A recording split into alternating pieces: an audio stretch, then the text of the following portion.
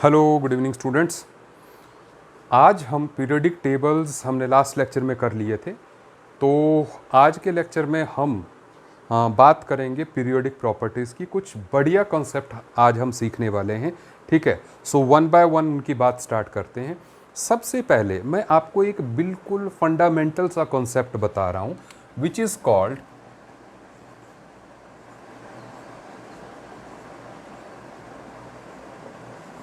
Screening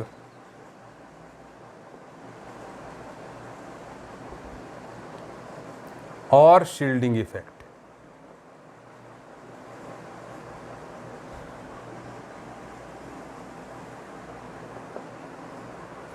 अब ये phenomena है क्या एक्चुअल में?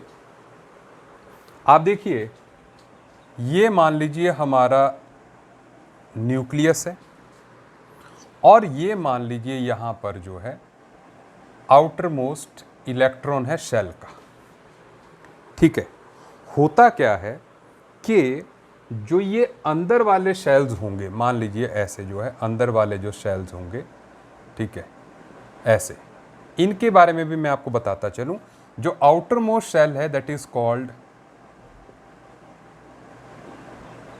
अल्टीमेट शेल, ठीक है। इसको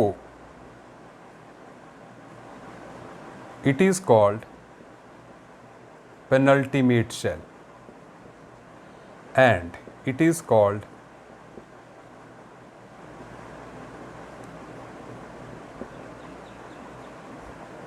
एंटी पेनल्टीमेट शेल, ठीक है। तो आउटर मोस्ट अल्टीमेट शेल, उससे इनर वाली पेनल्टीमेट शेल एंड उससे इनर वाली जो है एंटी पेनल्टीमेट शेल। अब होता क्या है कि ये जो अंदर वाली शेल्स है ना, इनमें जो इलेक्ट्रॉन्स मौजूद हैं वो न्यूक्लियस के चार्ज को इस आउटर मोस्ट इलेक्ट्रॉन तक पहुंचने से रोकते हैं। ये बिल्कुल वैसी ही बात है कि जैसे मान लीजिए आप रात को कमरे का बल्ब ऑन कीजिए और बल्ब के सामने अगर आप हाथ कर देते हैं, कवर कर देते हैं बल्ब को हाथ से, तो होगा क्या कि बल्ब की लाइट जो है कमरे तक नहीं जाएगी। एम आई राइट? तो वही हो रहा है कि ये कुछ जो है ऐसी शील्ड्स बनी हुई हैं। या सपोज आप जैसे मान लो सनलाइट में पेड़ के नीचे खड़े हुए हैं, तो पेड़ में जितने ज़्यादा पत्ते होंगे उतना जो है you will be protected from the effect of sunlight. So that means those leaves are acting as a shield between you and sun. So this is shielding effect, कि पत्ते जितने घने होंगे उतना जो है शील्डिंग इफेक्ट बेटर होगा। अच्छा, इसमें मैं आपको ये भी बात बता दूं, शील्डिंग इफेक्ट, आई होप आपको समझ में आ रही है बात, कि ये जितना अच्छे तरीके से जो है न्यूक्लियस के चार्ज को आउटर मोस्ट इलेक्ट्रॉन तक जाने से रोकेंगे, उतना हमारा शील्डिंग या स्क्रीनिंग इफेक्ट जो है ज़्यादा होना है। लेकिन बात ये है कि क्या सारी शेल्स जो है बराबर ही शील्ड करती हैं, सारी सब शेल्स जो है बराबर ही शील्ड करती हैं? नहीं, ऐसा नहीं है। अगर हम एक ही शेल की बात करें, आप जानते हैं एक शेल की बात कर रहा हूं, एस जो है न्यूक्लियस के सबसे नज़दीक होगा, then P, then D, then F. सही बात कह रहा हूं, ठीक है। तो ऐसे में जैसे मैं बल्ब वाली बात कह रहा था, अगर आपका हाथ बल्ब को बिल्कुल सराउंड कर रहा होगा तो जो है लाइट बहुत कम जाएगी बाहर। लेकिन अगर आपका हाथ थोड़ा दूर होगा तो लाइट कमरे में हो जाएगी, और दूर करोगे और ज़्यादा हो जाएगी, और दूर करोगे और ज़्यादा, मतलब जो साइज़ ऑफ आपके हाथ की शेडो है वो डिक्रीज करता जाएगा जैसे जैसे आप जो है बल्ब से दूर होते जाएंगे। उसी तर्ज पे बात ये है कि अगर ये शेल जो है न्यूक्लियस से जितना दूर जाती जाएगी, इसका शील्डिंग इफेक्ट जो है उतना कम होता जाएगा। और सब शेल्स के केस में अगर हम कहें तो एस सब शेल जो है न्यूक्लियस के सबसे नज़दीक होती है। तो इसका मतलब न्यूक्लियस के चार्ज को बाहर जाने से रोकने के लिए वो सबसे ज़्यादा कारगर है। तो ऐसे में उसका शील्डिंग इफेक्ट हो गया सबसे ज़्यादा, देन पी का, एंड देन डी का, एंड देन एफ का। I hope you are getting. तो जो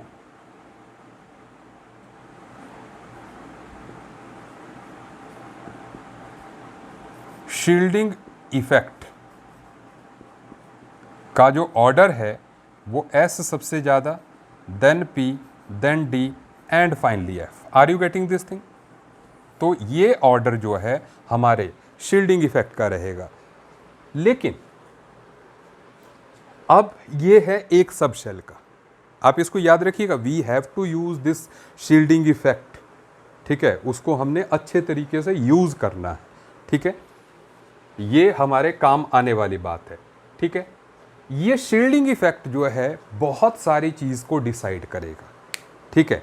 तो क्या क्या चीजें जो है ये डिसाइड करेगा, ठीक है, उसको हम देखेंगे अभी अगले सब टॉपिक में जो है। लेकिन हाँ, आप ये भी ध्यान रखिएगा, न्यूक्लियस के नज़दीक जो शेल होगी, जैसे मान लो पहली वाली का ज़्यादा होगा, देन दूसरी, देन तीसरी, देन चौथी, और लास्ट थिंग जो ये इलेक्ट्रॉन है जिस शेल की हम बात कर रहे हैं, जिस पे कि देखना चाहते हैं कि आखिर न्यूक्लियस का चार्ज कितना पहुंचता है, उसकी बाहर वाली शेल कोई कंट्रीब्यूट नहीं करेगी, है ना भाई।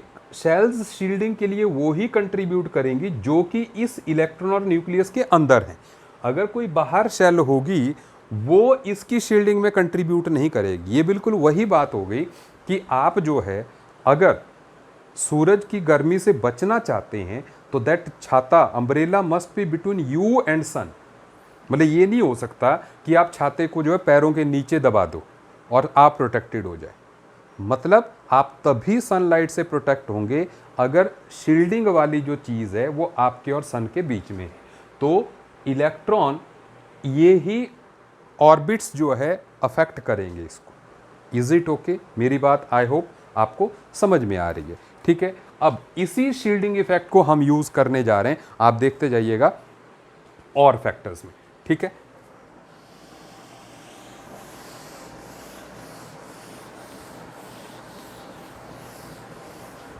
तो अब आप देखें, जो हम यहां पर पहली प्रॉपर्टी पढ़ने जा रहे हैं, इनको कहते हैं हम पीरियोडिक प्रॉपर्टीज।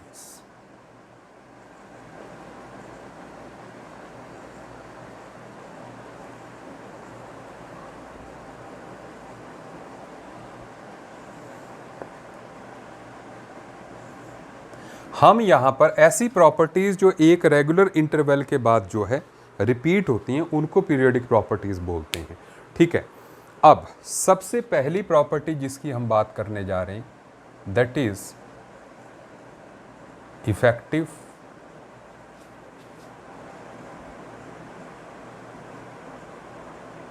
Nuclear charge. इसको बोलते हैं हम Z इफेक्टिव। अब ये इफेक्टिव न्यूक्लियर चार्ज क्या हुआ? देखिए, न्यूक्लियर चार्ज तो आपने पढ़ रखा है, ठीक है। सो ये इफेक्टिव वर्ड कहाँ से आ गया? अभी मैंने आपको बताया कि ये न्यूक्लियस है, ये इलेक्ट्रॉन है। अब होता क्या है कि ड्यू टू, अगर मान लो न्यूक्लियस और इलेक्ट्रॉन के बीच में कोई भी इलेक्ट्रॉन नहीं है तो न्यूक्लियस का चार्ज जो है ये वाला इलेक्ट्रॉन पूरे का पूरा फील करेगा।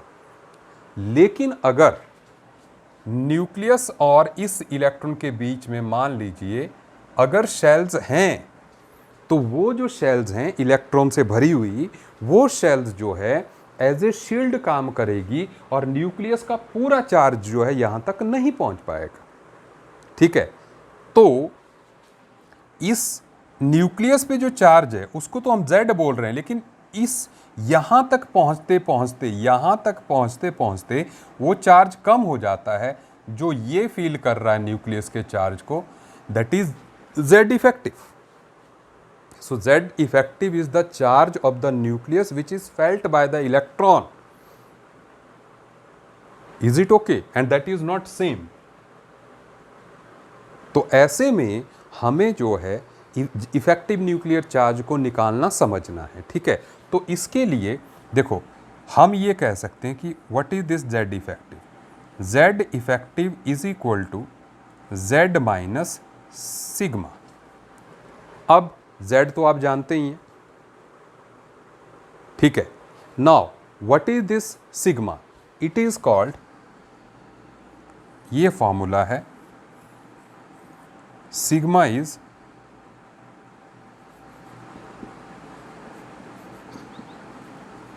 शील्डिंग और स्क्रीनिंग कांस्टेंट। सही बात है। तो ऐसे में हमें अब जो है ये निकालना सीखना है। इसको निकालने के लिए जो हम रूल्स फॉलो करते हैं, ठीक है, to calculate the Z effective, they are called the Slater rules.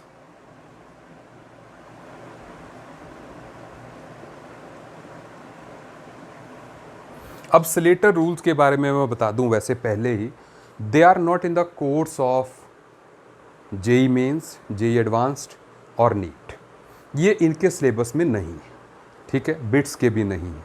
लेकिन फिर भी जो है इफेक्टिव न्यूक्लियर चार्ज को थोड़ा समझने के लिए हम जो है कर लेते हैं इसको। Is it okay?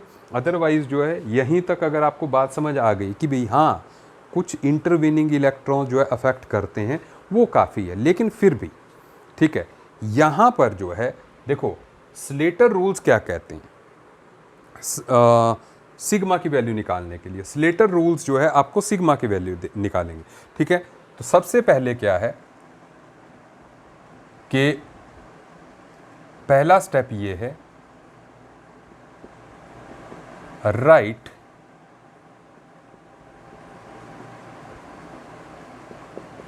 Electronic configuration of atom.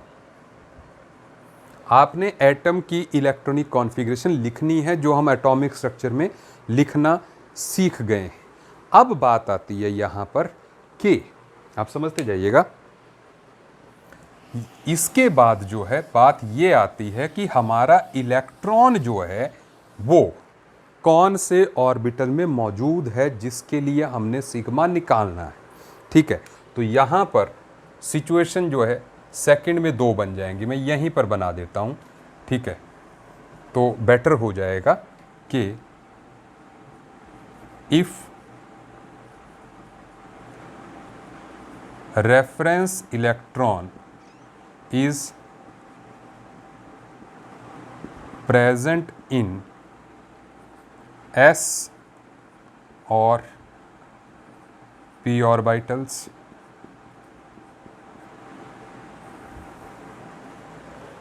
or if reference electron is present in d or f orbitals,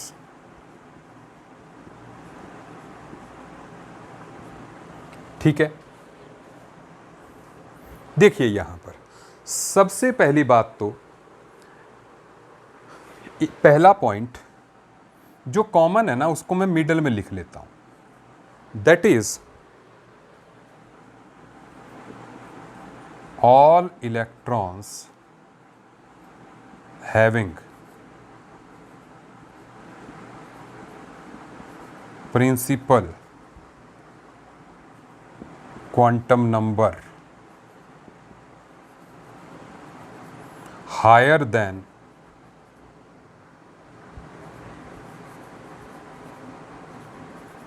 reference electron has 0 sigma. मतलब जैसे मैंने कहा था रेफरेंस इलेक्ट्रॉन से बाहर के जो इलेक्ट्रॉन्स होंगे उनका जो है स्क्रीनिंग कांस्टेंट की वैल्यू 0 ली जाएगी, ठीक है, उनकी कोई कंट्रीब्यूशन ही नहीं है, ठीक है।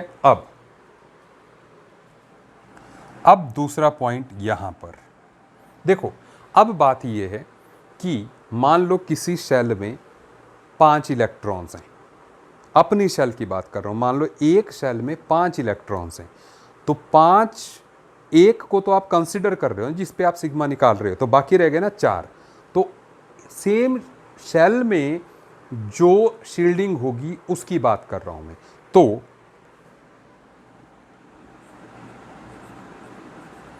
Each electron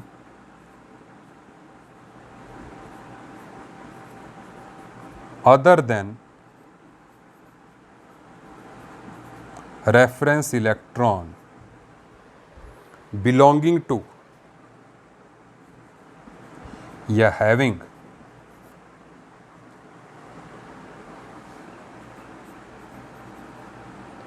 same shell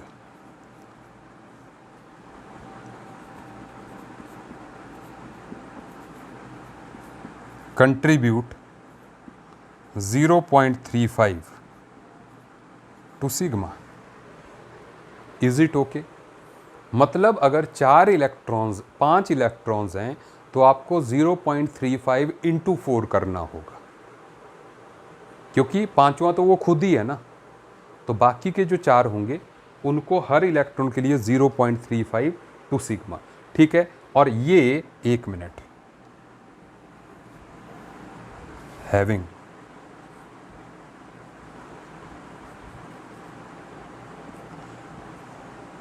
same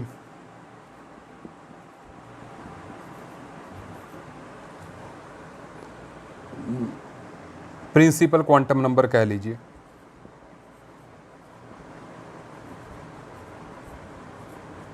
contribute 0.35 to sigma. मैंने इसलिए लिखा क्योंकि ये दूसरा पॉइंट भी दोनों के लिए कॉमन है। Is it okay? अब थर्ड पॉइंट यहां पर जो है, अब देखिए इसमें आप ध्यान दीजिएगा, each electron having shell n-1, ठीक है, मतलब n रेफरेंस इलेक्ट्रॉन की है तो n-1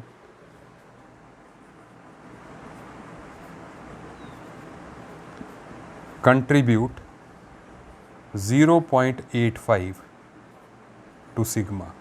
मतलब अगर चौथे वाले को हम देख रहे हैं तो तीसरी शेल वाले सारे इलेक्ट्रॉन जो है 0.85 कंट्रीब्यूट करेंगे। ठीक है, अच्छा, और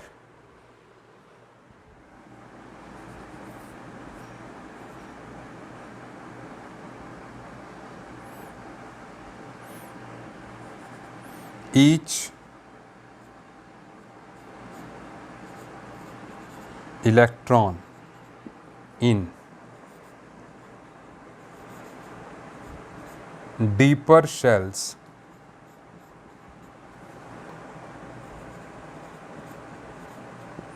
contribute 1 to sigma। ठीक है, अब आप मेरी इस बात को समझ जाइए। मतलब यहां पर क्या है, आप देखिएगा, पहला, दूसरा और चौथा पॉइंट मैंने दोनों के लिए कॉमन लिखा। क्यों? क्योंकि सिर्फ ये पॉइंट है जो इसका अलग है। मतलब इसका, सुन लीजिएगा, इसका n-1 के लिए ये है और फिर n-2 और डीपर के लिए 1 रहेगा। जबकि इसमें क्या है, इसमें n-1 के लिए या उससे डीपर के लिए 1 ही रहेगा। आप समझ गए मेरी बात? आप समझ गए मेरी बात? ठीक है, मैं एग्जाम्पल से पुट कर लेता हूँ। मतलब मान लो हमारा चौथी शेल है, then third, then second, then first.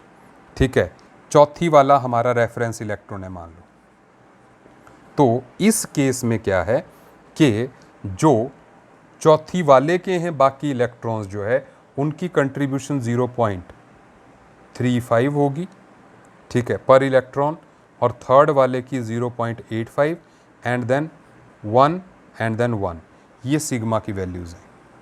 I hope आप समझ रहे हैं।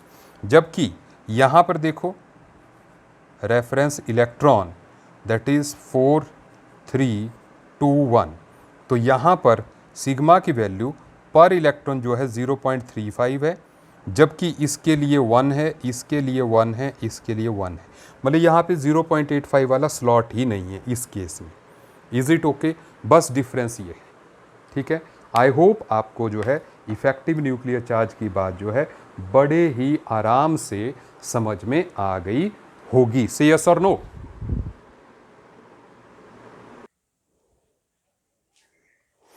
हाँ तो बच्चों अब हम स्टार्ट करते हैं with the next periodic property that is called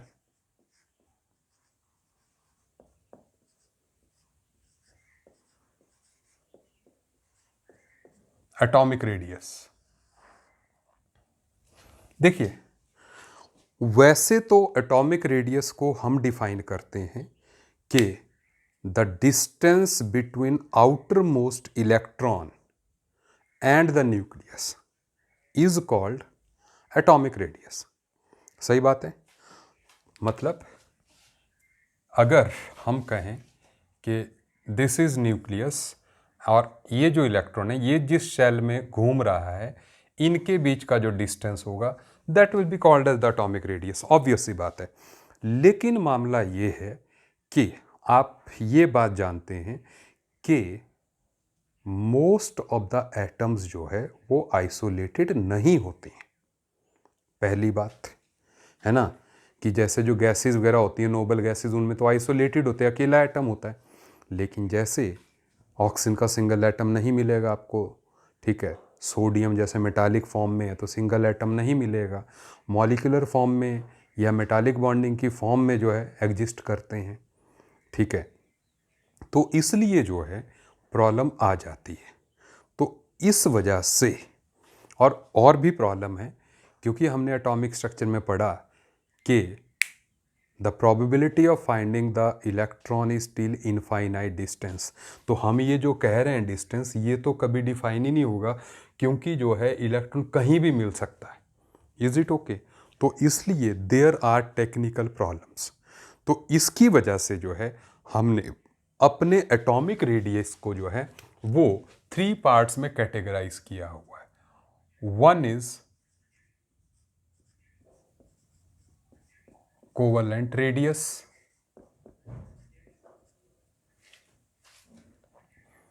the second one is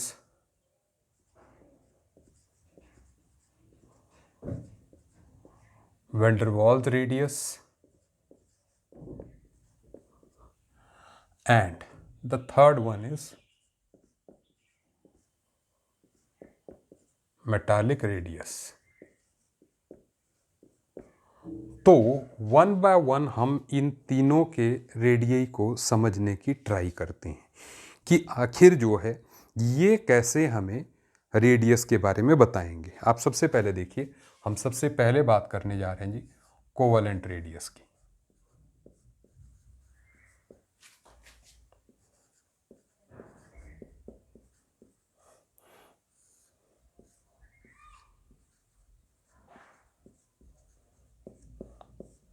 Now, how do we define this covalent radius?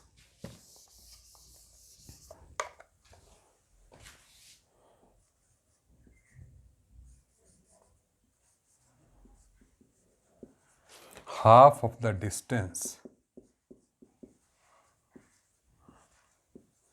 between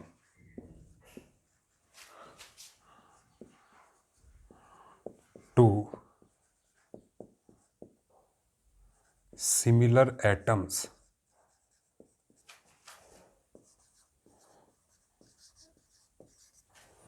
bonded through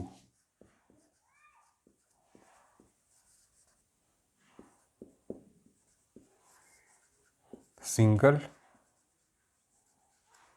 covalent bond. ठीक है, समझने की ट्राई करते हैं। जैसे मान लीजिए ये एटम्स हो गए, ये 2 एटम्स हो गए। मैं टर्मिनोलॉजी वही यूज़ कर रहा हूँ जो कि आपको रेफरेंस नोट्स दिए हुए हैं, ताकि आपके लिए बात जो है कंफर्टेबल हो जाए। तो इनके बीच का डिस्टेंस मान लो, this distance is DAA। So इसका मतलब ये हुआ कि हमारा जो R कोवलेंट है that is equal to half of DAA। क्या आपको मेरी बात समझ में आ रही है? ठीक है, ऑब्वियस सी बात है, दो न्यूक्लियई जो हैं, ठीक है, so half of the distance between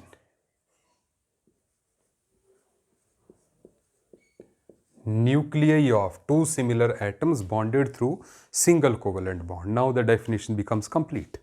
ठीक है, तो अब ये तो हो गया कि भी दो में तो आपको जो है, क्योंकि न्यूक्लियस तो एक जगह स्टैटिक ही रहता है ना, तो इसलिए जो है उसमें कोई प्रॉब्लम नहीं है। लेकिन अब बात आ जाती है कि हमें जो है, अगर मान लीजिए सिचुएशन ऐसी है, सिचुएशन है कि मान लीजिए there is A atom, there is B atom, A atom B atom, तो इनके बीच का जो डिस्टेंस है वो जो है, नाउ दैट इज DAB, है ना। तो इनको हम कैसे निकालेंगे? जैसे मान लो ए का तो हमारे पास आ गया, इस तरीके से ए का कोवलेंट रेडियई हमारे पास आ चुका है, तो अब जो है बी का हम कैसे निकालेंगे?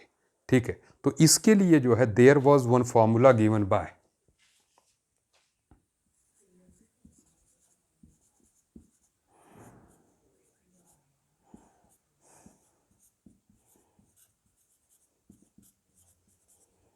Shoemaker and Stevenson.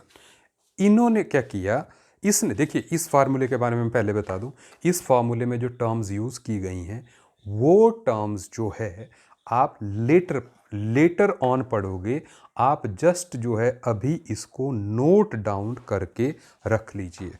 That is equal to,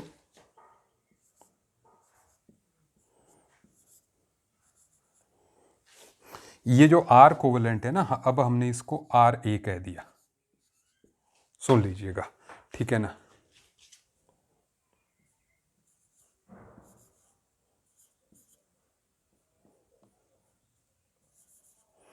-9 delta x, सुनते जाइए। अब RA क्या हो गया? RA is half of DAA, और अब RB जैसे हमने निकालना है, मान लो इनके बीच का डिस्टेंस हमें आ चुका है, ये तो आप एक्सरे स्टडी से इसको देख लेते हैं, न्यूक्लियस क्योंकि स्टैटिक होता है, आप एक्सरे स्टडी से उनके बीच का डिस्टेंस निकाल सकते हो, दो डार्क स्पॉट्स आपको दिख जाएंगे। तो ये डिस्टेंस हमें आ चुका है, RA हमने जो है यहाँ से निकाल लिया, ठीक है। डेल्टा एक्स क्या है? Delta X is actually the electronegativity difference between A and B. अब इसको थोड़ा आगे के लिए छोड़ दीजिए, ठीक है ना, जब मैं इलेक्ट्रोनेगेटिविटी को डील कर रहा हूँगा। लेकिन मैं आपको ये भी क्लियर कर दूँ, आजकल ये फार्मूले नहीं पूछे जाते हैं, ठीक है, ये ओल्ड हो चुका है, लेकिन नीट वाले ख़ास तौर पे इस फार्मूले को रट लें। यहाँ पर हाँ एक बात का ध्यान जरूर रखें कि यहाँ पर RA and RB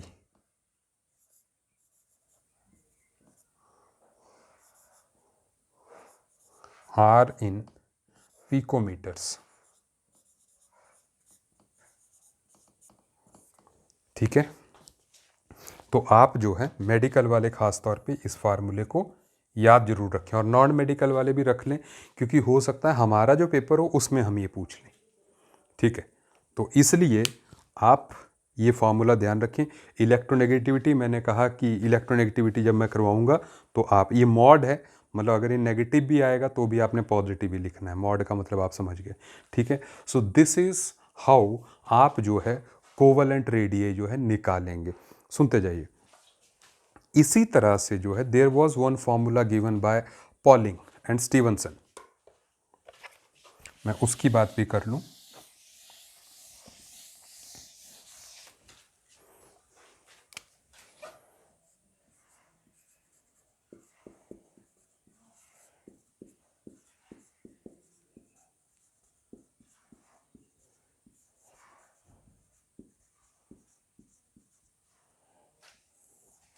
polling and Stevenson formula, इसके अकॉर्डिंग जो है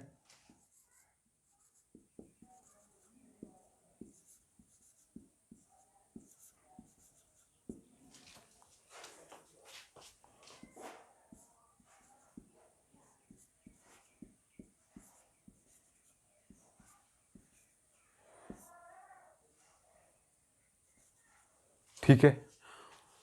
so C A and C B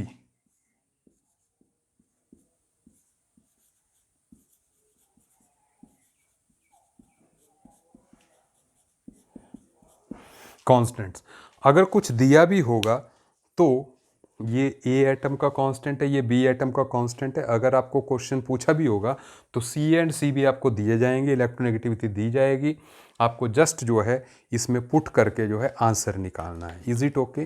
तो ये पहला फार्मूला है, ये दूसरा फार्मूला है। ठीक है, हम इस पे ना जाएं कि कौन मोर एक्यूरेट है, कोई लेस एक्यूरेट है। हमें सिर्फ जो है आंसर निकालना पूछा होता है कि इसके अकॉर्डिंग क्या होगा। Is it okay? ठीक है, आगे बढ़ते हैं। ठीक है, फॉर्मूले आपके सामने, आप नोट कर लीजिए। अब इससे पहले मैं वैंडरवाल रेडियी की बात करूं, मैं उससे पहले मेटालिक रेडियी करवा देता हूं आपको।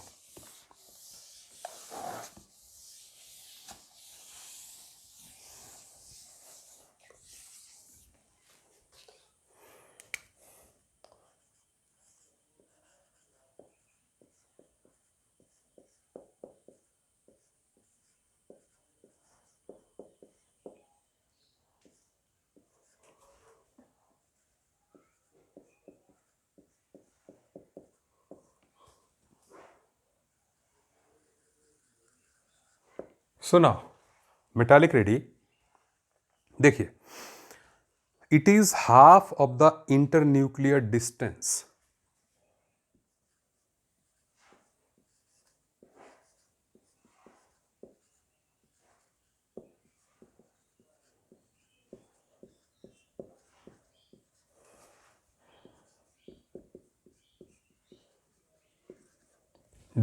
Between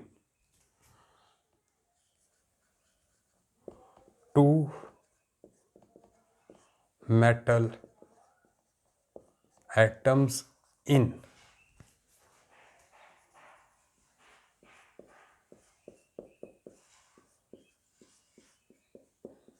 metallic lattice. लैटिस जो होता है दैट इज माइक्रो लेवल पे जो अरेंजमेंट ऑफ एटम्स और ions in a crystal is called, या in space is called lattice. तो जैसे पहले आप मेटालिक बॉन्डिंग को समझ भी लें कि मेटालिक बॉन्डिंग आखिर होती कैसे है। जैसे होता क्या है कि यहाँ पर मान लीजिए, जैसे सपोज मैं फॉर एग्जांपल सोडियम की बात करूं, तो मान लीजिए ये सोडियम एटम है। ठीक है, ऐसे देयर आर सोडियम एटम्स। तो ये जो सोडियम एटम्स हैं ये इस तरह से अरेंज्ड हैं। सपोज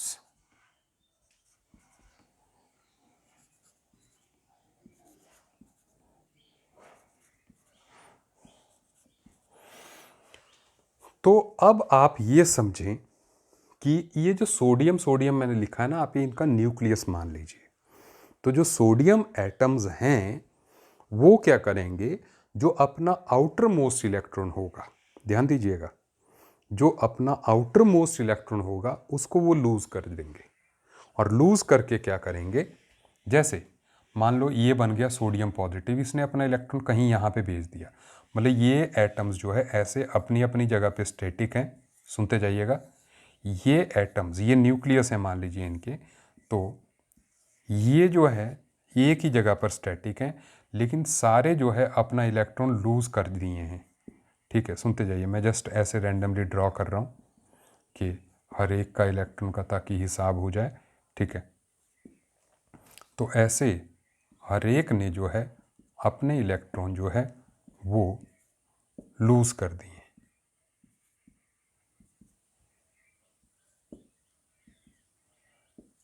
ऐसे। ठीक है, अब सुने, अब क्या है, किसी का इलेक्ट्रॉन, सुनते जाइए, ये इलेक्ट्रॉन्स इन्होंने लूज कर दिए हैं तो they are commonly shared by all. इस पूरे, ये मान लो अब सोडियम का ब्लॉक है, इसके अंदर माइक्रो लेवल पे ये सिचुएशन है। एटम्स तो अपनी जगह हैं, उनको बोलते हैं मेटालिक कर्नल्स, इनको बोलते हैं स्टैटिक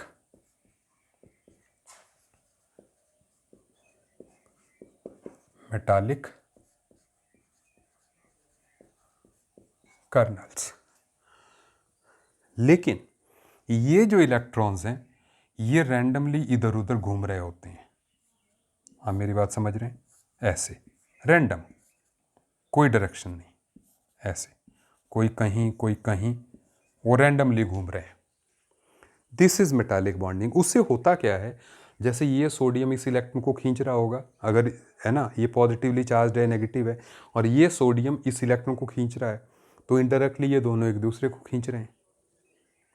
सही बात है। तो इस तरह से मेटालिक बॉन्डिंग एग्जिस्ट करती है, और दीज आर मोबाइल इलेक्ट्रॉन्स।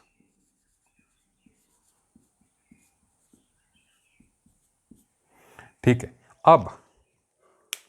अब जब आप सुनते जाइए, अब जब जो है आप इलेक्ट्रिसिटी प्रोवाइड करते हो, सपोज आपने पढ़ा है कि मेटल्स कंडक्ट इलेक्ट्रिसिटी, तो जैसे मान लीजिए इधर आपने पॉजिटिव इलेक्ट्रोड बना दी, इधर नेगेटिव इलेक्ट्रोड है, तो हमारे इलेक्ट्रॉन को पॉजिटिव साइड में घूमना है, तो ये इलेक्ट्रॉन सारे जो है, अब सुन लीजिएगा, ये मैं बाद की बात कर रहा हूँ, सुनते जाइएगा। हाँ, मैं जस्ट ब्लू मार्कर यहाँ पे यूज़ कर लूँ कि जब आप इलेक्ट्रिसिटी प्रोवाइड करोगे तो ये इलेक्ट्रॉन्स जो है एक ही डायरेक्शन में चलना स्टार्ट कर देंगे, एक ही डायरेक्शन में, सारे अपने डायरेक्शन को चेंज करके सारे एक डायरेक्शन के हो जाएंगे।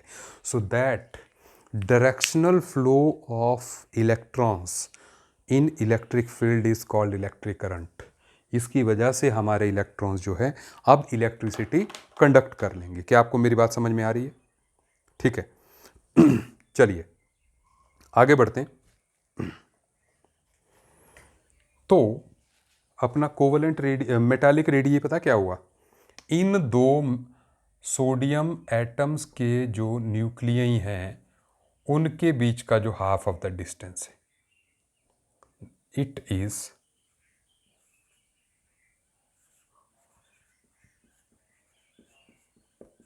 Are metallic. आई होप आपको मेरी बात जो है समझ में आ गई। सही बात है।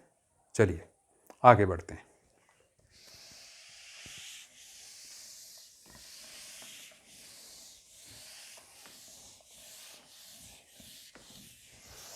एंड रेडियई में जो लास्ट डेफिनेशन है दैट इज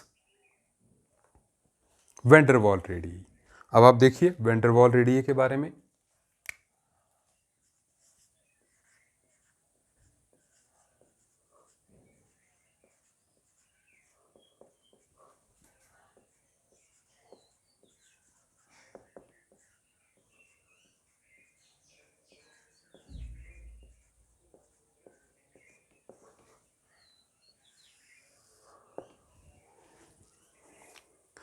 तो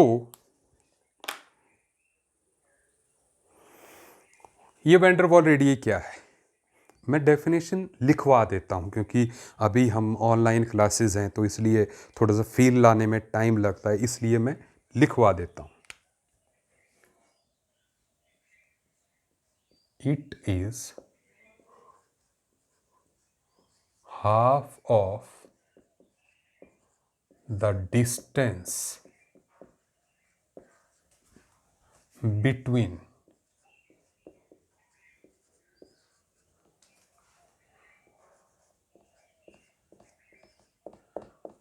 nuclei of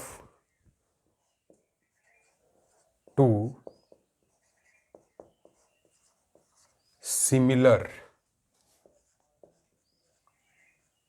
atoms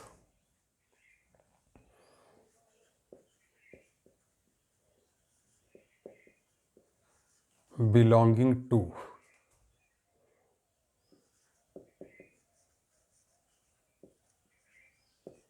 different molecules in solid state। सुनते जाएं आप मेरी बात। तो अब इसमें क्या है कि जैसे इस डेफिनेशन को अब डायग्राम की हेल्प से समझते हैं। जैसे मान लो हमने ए से ही बात स्टार्ट की थी, सपोज ये ए का न्यूक्लियस है, ये ए का न्यूक्लियस है, ठीक है, ये A2 मॉलिक्यूल है, दिस वन इज A2, ये A एंड A है। अब जब आप A2 नाम की कोई गैस है, A2 जैसे Cl2 गैस मान लीजिए, तो जब हम उसको सॉलिडिफाई करेंगे तो क्या होगा, जो दूसरी Cl2 गैस भी होगी, मॉलिक्यूल होगा, वो भी नज़दीक आएगा। लेकिन एक बात का ध्यान रखिए, ये दोनों कोवलेंट बॉन्ड से अटैच्ड हैं, ये दोनों भी कोवलेंट बॉन्ड से अटैच्ड हैं। इनमें सिर्फ वैन डर वाल फोर्स ऑफ अट्रैक्शन है। अभी वैन डर वाल फोर्स ऑफ अट्रैक्शन क्या होती है, ये हम स्टेट्स ऑफ मैटर में पढ़ेंगे। आप सिंपल से समझ लीजिए कि दो मॉलिक्यूल्स में just gravitational force of attraction जो होती है उसको हम जो है बोलते हैं वैन डर वाल फोर्स। ठीक है, सुनते जाइए। तो क्या लिखा, half of the distance between nuclear of two similar atoms a. ठीक है, तो ये जो डिस्टेंस है, ठीक है, दिस, ठीक है, इस डिस्टेंस का हाफ, ठीक है, ये जो है इस डिस्टेंस का हाफ, डी का half is called R van der वाल।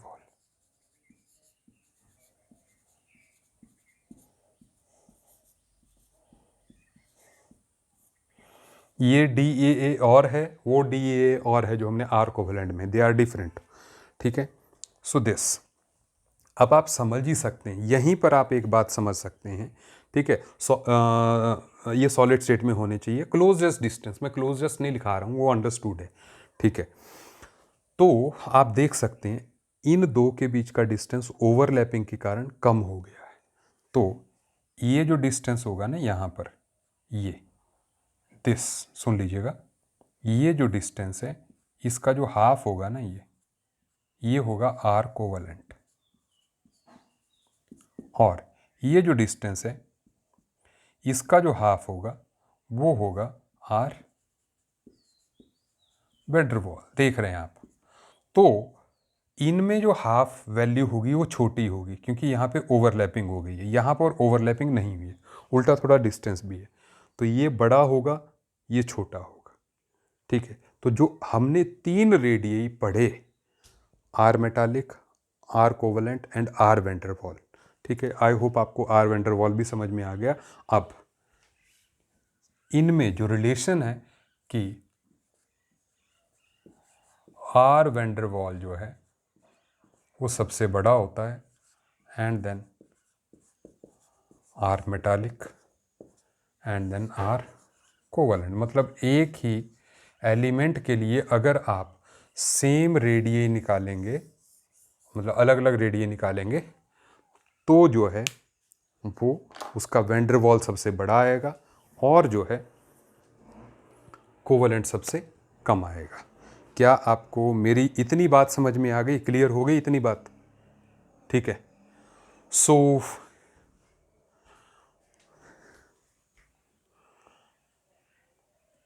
चलिए अब हम आगे बढ़ें। ठीक है, आप सुनते जाइए। अब जो है अभी हमने बात करनी है पीरियोडिसिटी इन द रेडियई।